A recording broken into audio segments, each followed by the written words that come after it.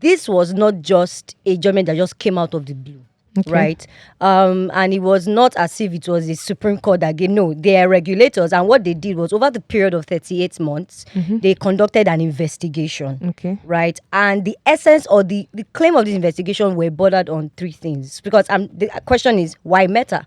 Now, first of all, the specific channels that were being investigated was WhatsApp and Facebook. Okay. But obviously, when Facebook changed to Meta and became the holding company, then they became the ones that took the parental responsibility for all its all its subject and of course its subsidiaries. So this investigation happened simply because there were allegations as regards the inappropriate use, transfer, dealing with, and of course interference with the data of Nigerians. Now, as we all know, beyond FCCPC, we also have the Nigerian Data Protection Commission now. As at the time when the investigation was being conducted, what we had was a regulator. They were just regulators. They had not yet become a commission. So it was the NDPR, that's the Nigerian Data Protection Regulations that were enforced 2019.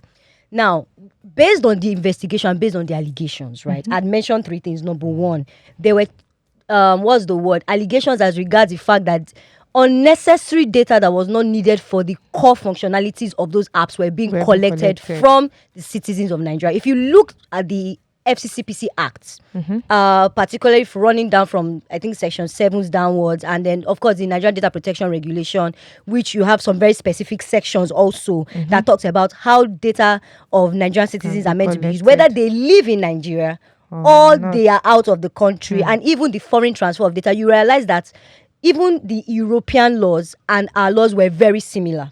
So the first problem was that our data was not being used properly. Number two, the privacy policies and terms and conditions of use of those products were being foisted because we did not have an opportunity to say no. Yes. Right? And that in law is called self-determination. You have a choice to say, I'm not comfortable with these changes. I choose to. And the problem, based on the investigative report, right, it was a very huge report. Based on that report, it was that, if you say no, then you're not going to be able to use the service. WhatsApp. Yes, right? I remember that year when everyone was told to upgrade. Yes. And we were set this. I mean, and it's very funny because, and like you said, why Meta? So that I'm not just talking to, I need to give context because it's very important. Because one of the things that actually means is that it is either our way or the highway. Now, if you look at, and that's the problem, especially in a country like Nigeria, where we have a lot of services that are tailored towards us.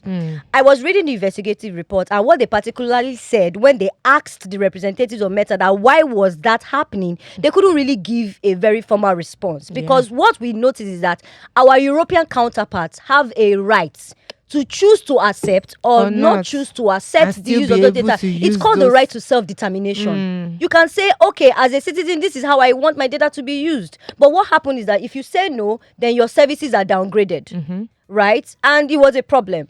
So at the end of the day, the parent company had to take the fall for it. And I can tell you that there were interviews. In fact, there was an order to show cause. It's called an OSC. I think they were even represented by Nigerian Council, right? There was, I think that if you check the investigative report, you will see a link to a live investigative video that basically explains. And there was a huge process. So it was not as if the Nigerian government just woke up one morning and decided to give a fine. Okay. So this happened from 2021 even till now. Right, and that's the entirety of those investigations led to the fact that you guys were in breach. Right, first of all, you are foisting privacy policies on us. That the second is that we don't have the right to self-determine, and then the way you are dealing with us are not the same thing. You're supposed to be a global company, and then your policies are, it is what it is. Yes, and of course, they were giving that fine, and then they will say the rest is history, right? So we are waiting to see the outcome. Although there are rumors or speculations that they are going to appeal, who knows? Yeah, but then, I mean, they always do.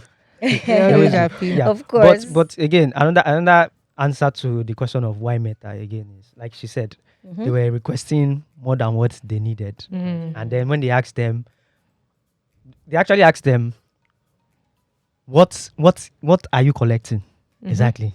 And they could not say precisely, this is what we collect, this is what we collect. Okay, so that it doesn't count against so them. one of the things that they collect that was that was alarming to me, right, was right here, I can read it. They said such data, including device fingerprinting.